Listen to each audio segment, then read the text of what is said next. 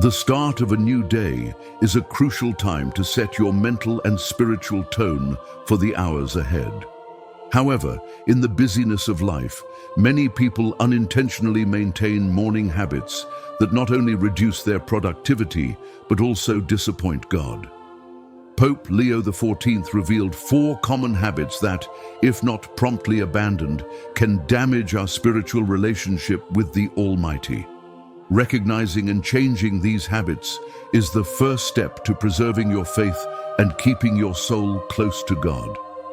After watching this video, you will undoubtedly gain a clearer understanding of these seemingly simple morning habits that profoundly affect your relationship with God.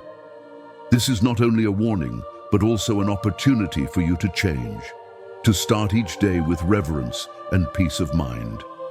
Don't miss this valuable chance to renew your spirit and nurture your faith, making your life more meaningful and peaceful. Here's what we'll cover. We'll unpack 4 specific habits that Pope Leo XIV warned against, supported by real-life stories, biblical insights, and practical tips to help you make lasting changes. From neglecting prayer to filling your mind with worldly distractions, harboring unforgiveness, and living without gratitude, we'll see how these habits impact your spiritual health and how to break free from their grip. Before we dive in, I'd love to connect with you. Drop a comment below with your name, where you're watching from, and one morning habit you're working on. Let's build a community of people striving to start our days with God at the center. Now, let's set the stage with a story that brings this message to life.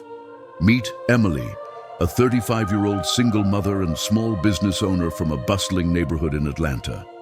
Emily's mornings used to be a whirlwind of chaos.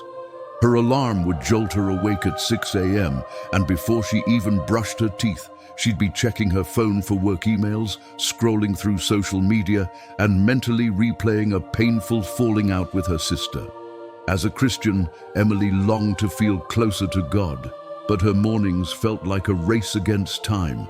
By the end of her day, she was exhausted, irritable, and spiritually drained, with a nagging sense that something was missing from her faith. One evening, Emily attended a women's Bible study at her local church, where the speaker shared a message inspired by Pope Leo XIV's teachings. The topic: how our morning habits shape our spiritual lives. The speaker explained that certain routines, like skipping prayer, chasing distractions, or holding on to grudges, grieve God and block His blessings. Emily saw her own life reflected in those words. Her mornings were consumed by stress, comparison, and unresolved pain, leaving no room for God's peace. That night, she made a decision to transform her mornings. She started with small steps, praying for 5 minutes, reading a Bible verse, and releasing her bitterness toward her sister. Over time, these changes brought clarity, calm, and a renewed sense of God's presence. Emily's story is a powerful reminder that our mornings are a sacred opportunity to align with God's will, and even small shifts can lead to profound transformation. Emily's journey sets the stage for the 4 morning habits that Pope Leo XIV warned against. These habits may seem subtle, but their impact is anything but small. Let's dive into each one, exploring why it's harmful and how to replace it with practices that honor God and transform your life. First, let's talk about neglecting prayer. The moment you open your eyes each morning, you're faced with a choice. Will you begin your day with God or without Him? Far too many of us choose the latter, diving headfirst into our routines without a single word to the Creator who gave us breath. Pope Leo XIV called this neglect of prayer a spiritual misstep, one that doesn't just disrupt your morning, but sets a shaky foundation for your entire day, week, and even life. Prayer isn't reserved for pastors, priests, or the super-religious. It's the heartbeat of a life rooted in God's love and guidance. When we skip it, we're essentially saying, "I've got this, God. I don't need you today." But let's be honest. Can any of us truly navigate life's complexities, its uncertainties, temptations, and heartaches without divine wisdom and strength? The answer is a resounding no. Think of Emily from our story. Her mornings were consumed with checking work emails and planning her day, leaving no space for prayer. Over time, she noticed anxiety creeping in. Her decisions felt unsteady, and she struggled to find peace amidst her busy life. I've heard similar stories from others, like Mark, a construction worker in Texas, who shared that skipping prayer left him feeling off, like he was missing a vital anchor, or Sarah, a college student in California, who said her mornings felt chaotic until she started praying for strength. These experiences resonate because they reflect a universal truth. Without prayer, we're spiritually vulnerable, like a ship adrift without a rudder. Prayer is your lifeline to God. It's not about reciting perfect words, following a script, or spending hours on your knees. It's about opening your heart to the one who knows you best and loves you most. Pope Leo XIV taught that prayer is a privilege, a sacred moment to align your day with God's will, seek His wisdom, and surrender your worries. When we neglect it, we rely on our own limited strength, which inevitably falters. Anxiety creeps in like an unwelcome guest. Temptations grow harder to resist, and God feels distant, not because He's moved, but because we've drifted away. Why do we fall into this habit? For many, it's a matter of misplaced priorities. We carve out time for coffee, workouts, or scrolling through our phones, but claim we're too busy for prayer. Pope Leo XIV pointed out that this isn't about a lack of time, it's about a lack of value. If we truly understood prayer's transformative power, we'd make it non-negotiable. Without it, we're like a soldier heading into battle without armor, exposed to the enemy's attacks. Prayer shields us, grounds us, and empowers us to face the day with confidence and clarity. The consequences of neglecting prayer ripple through every area of life. Without it, we carry burdens we were never meant to bear, like stress, fear, or indecision. Relationships suffer as we lack the patience and love that prayer fosters. Our sense of purpose dims as we miss God's guiding voice.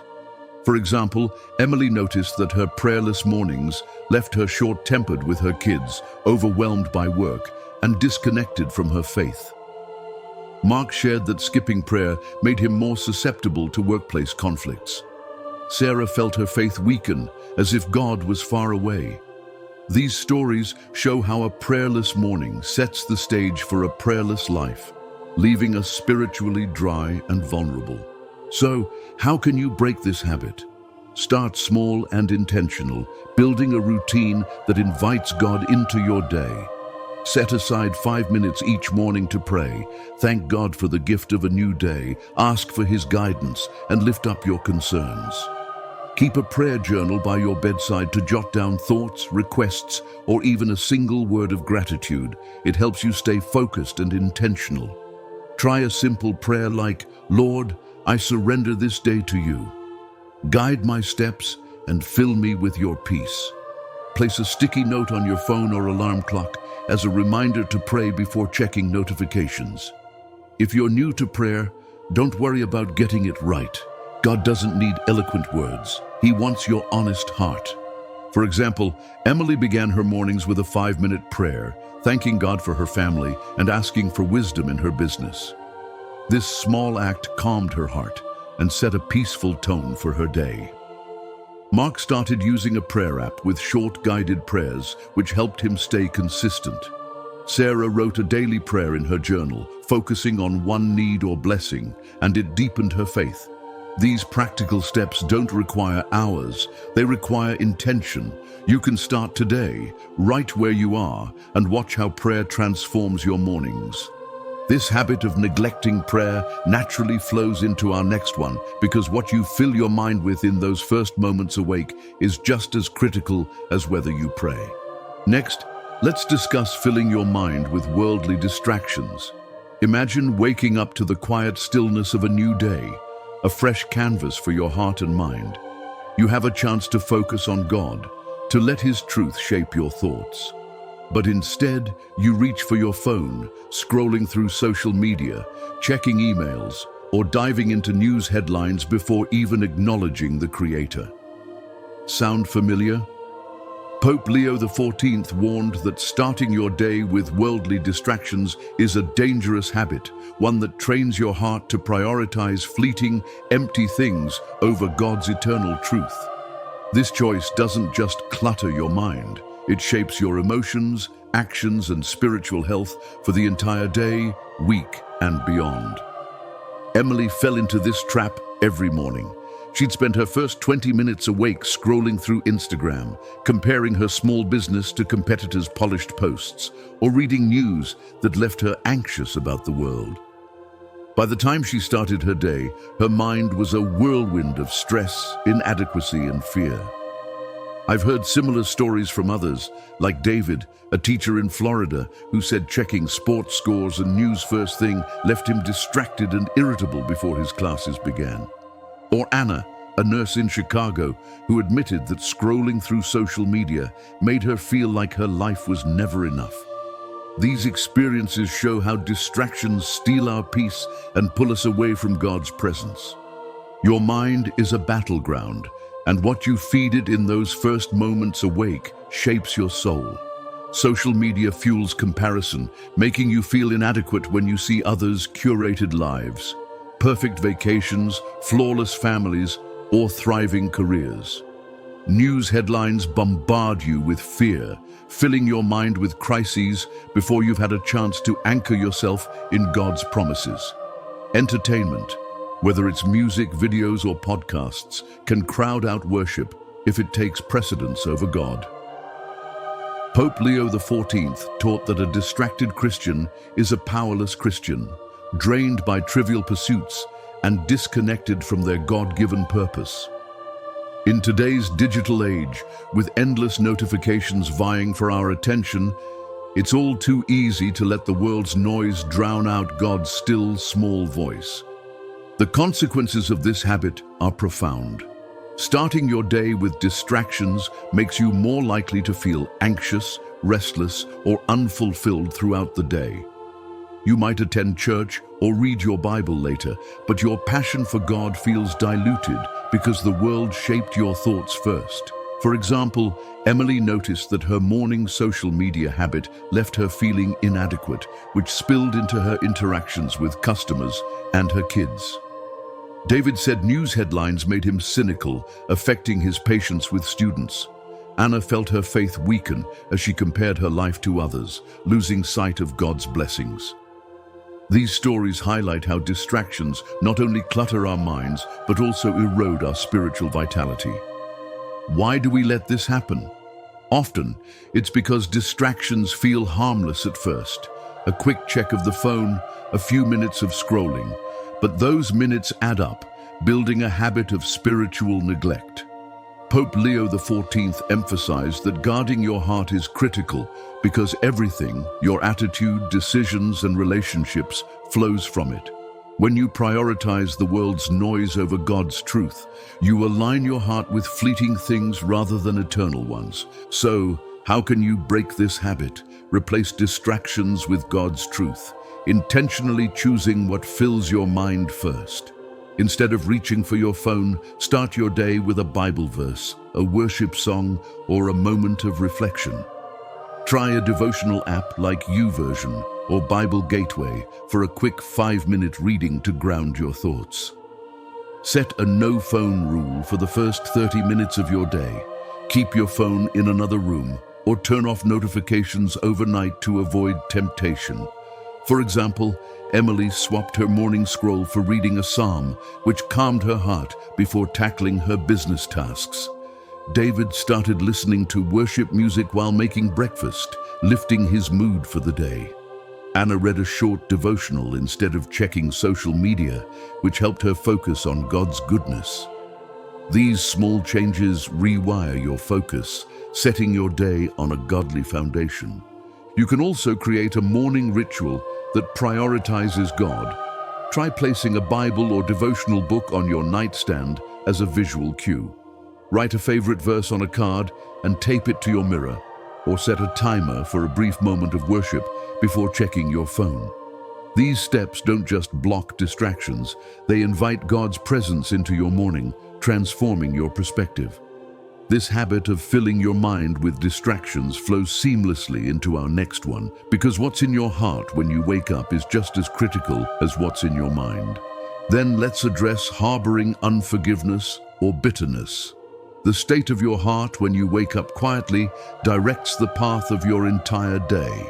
One of the most destructive morning habits is starting with unforgiveness, replaying past hurts, clinging to grudges, or letting bitterness fester in your soul.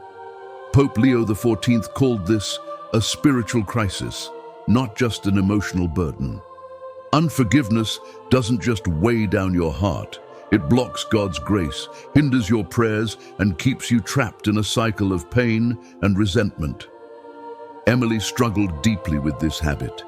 Every morning, she woke up thinking about a painful falling out with her sister, who had hurt her with harsh words years ago. Those thoughts soured her mood, making her irritable with her kids and tense with her employees before her day even began.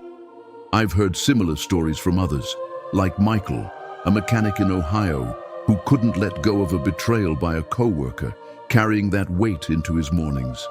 Or Lisa, a student in New York, who held on to resentment toward a former friend, feeling heavy and joyless each day. Unforgiveness feels like justice, like you're protecting yourself by holding on to the pain, but it's a poison that hurts you far more than the person who wronged you. Forgiveness isn't about excusing the wrong or pretending it didn't happen. It's about releasing the pain to God and choosing freedom over bondage. Pope Leo XIV taught that unforgiveness builds a wall between you and God's blessings, making it nearly impossible to experience His peace or love others fully. When you wake up replaying old wounds, you carry that burden into your day, affecting your relationships, your mood, and even your ability to worship. The enemy thrives on this because a resentful heart can't fully connect with God or reflect His love. Why is forgiveness so challenging? Because it feels like letting the offender off the hook, as if you're saying their actions didn't matter. But forgiveness isn't about them. It's about obeying God and freeing your own heart. Pope Leo XIV said that Satan whispers lies, framing forgiveness as weakness to keep you bound in pain. In reality, forgiveness is a profound act of strength, a choice to trust God with justice and let Him heal your wounds. The consequences of harboring unforgiveness are far-reaching. It clouds your judgment, making you defensive or quick to anger. It strains relationships as bitterness spills into how you treat others. It even affects your spiritual life as resentment hinders your prayers and worship. For example, Emily noticed that her bitterness toward her sister made her snap at her kids, damaging their mornings together. Michael's grudge against his co-worker left him guarded, unable to build trust with his team. Lisa's resentment kept her from fully engaging in worship as her heart felt heavy. These stories show how unforgiveness doesn't just hurt your heart. It impacts every part of your life. So how can you break this habit? Start your morning with a forgiveness prayer, intentionally releasing the pain to God. Name the person who hurt you and say, "Lord, I release this pain to you. Help me forgive as you forgive me." Write your feelings in a journal and pray over them. It's a powerful way to process and let go. Remind yourself that God forgave unforgivable sins in you, so you can extend that grace to others. For example, Emily began praying for her sister each morning, asking God to soften her heart, and over time she felt the burden lift. Michael started writing letters to God about his co-worker, never sending them but finding release in the act. Lisa prayed a simple prayer of surrender each day, asking God to help her let go, and it brought her peace. These steps don't erase the pain instantly, but they open the door to God's healing, freeing your heart for His love. This habit of harboring unforgiveness ties directly into our final one, because a heart free from bitterness is ready to embrace the transformative power of gratitude. Finally, let's talk about living without gratitude. Every morning you face a fundamental choice. Will you focus on what's missing in your life or thank God for the blessings you have? In a world driven by materialism, comparison, and endless striving, It's easy to wake up dwelling on problems, unfulfilled desires, or the gap between your life and someone else's. Pope Leo XIV taught that living without gratitude is a spiritual danger. It blinds you to God's goodness, weakens your faith, and hardens your heart, leaving you restless and disconnected. Emily used to start her mornings thinking about her overwhelming responsibilities as a single mom and the financial struggles of her business. This mindset left her feeling empty, anxious, and disconnected from God's presence. Others have shared similar struggles, like Tom, a barista in Seattle, who woke up focused on his student loans, missing the blessings right in front of him. Or Maria, a teacher in Boston, who envied her friends' seemingly perfect lives on social media, starting her day with discontent. Ingratitude creeps in quietly, but its impact is loud, stealing your joy, clouding your perspective, and weakening your faith. Gratitude isn't about ignoring life's challenges or pretending everything is perfect. It's about choosing to see God's hand in your life, even in the small things. Pope Leo XIV said that gratitude is a spiritual weapon. It shifts your focus from lack to abundance, invites God's presence, and silences the enemy's lies that tell you you're not enough. When you wake up grumbling about what's wrong, you're more likely to feel anxious, entitled, or unfulfilled throughout the day. But when you start with gratitude, you anchor your heart in God's goodness, no matter your circumstances. Why does ingratitude take such a toll? Because it fosters a sense of entitlement, making you believe you deserve more without acknowledging God's gifts. Every breath, every sunrise, every moment is a gift from Him. Yet we often take these blessings for granted. Without gratitude, negativity takes over, affecting your relationships, your worship, and your faith. For example, Emily's focus on her struggles made her overlook the joy of her children's laughter or the support of her community, straining her relationships. Tom's fixation on his debts made him critical and impatient with customers. Maria's envy left her feeling distant from God, as if His blessings weren't enough. These stories show how ingratitude doesn't just affect your mornings, it shapes your entire life. Gratitude, on the other hand, is transformative. It strengthens your faith by reminding you of God's faithfulness.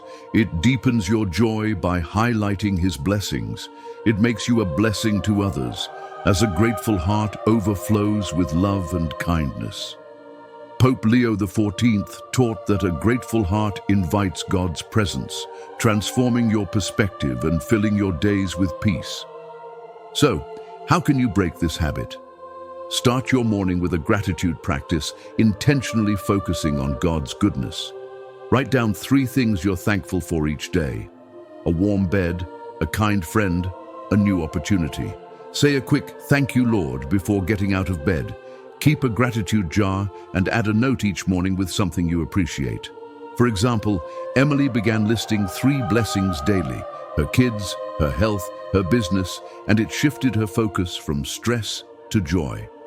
Tom started thanking God for small things, like a sunny day or a good conversation, which changed his outlook. Maria created a gratitude board, pinning up notes of God's goodness, and it lifted her spirits daily.